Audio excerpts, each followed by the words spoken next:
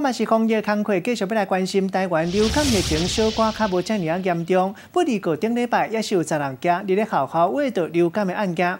卫福部疾管署预估热天流感疫情伫要收煞，也毋过热天流感可能一直到10月底，刷落来有可能引起到寒天流感继续拖开，时间搁再延前。按算明年1月初了后，才会慢慢出现到寒天型的流感，提醒大家这段时间拢袂当结外外。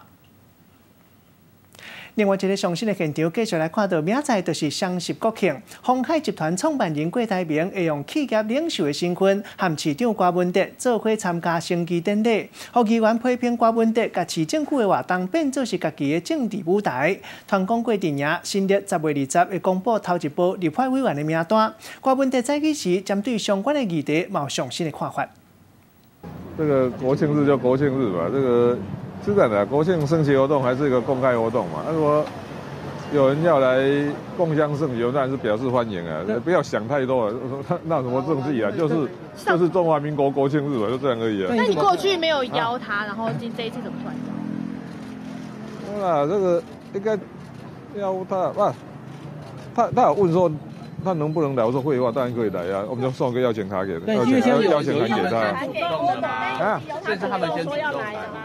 也不是主动来，也有问一下说，这个参加可不可以？我说当然可以啊，这个欢迎啊。因为现在有议员批评这是公器私用。没有啦，那批评人也可以来啊，你也可以来啊，我没有说你不能来啊。如果说别人可以来，你不可以来，那才是公器私用。如果大家都可以来，怎么会叫公器私用呢？但因为他们来，但因为他们明天要来，然后今天早上跟你们的幕僚双方一起敞刊，是不是有特别礼遇郭总？是啊，维安的场刊来的，我不晓得。他说动线的场刊，可是你们幕僚也在。我来一般比较 VIP 来，其实老实讲比较关心的都是警方啦，警方一定要看那个维安的因为还是警方有责任嘛，所以还是要保护安全嘛，所以通常会看一下动线，这也蛮正常的。但是过去好像很少见说，就是不是主办方，然后到现场参加。不会啦，你今天如果是。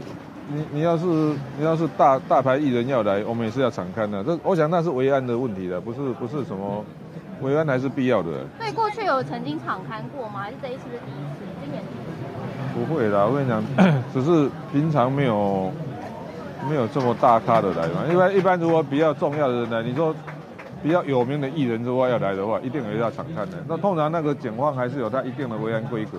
我上你怎么看？目前现在国阵营传出10月20号可能会推出首波的立委名单，因为民众党是不是也预计要在那个时间附近要推第2波的立委？就是有那我们现在紧锣密鼓的在整理名单嘛，有啊，正在整理的。我叫他们赶快弄一弄呢。目前有听说不。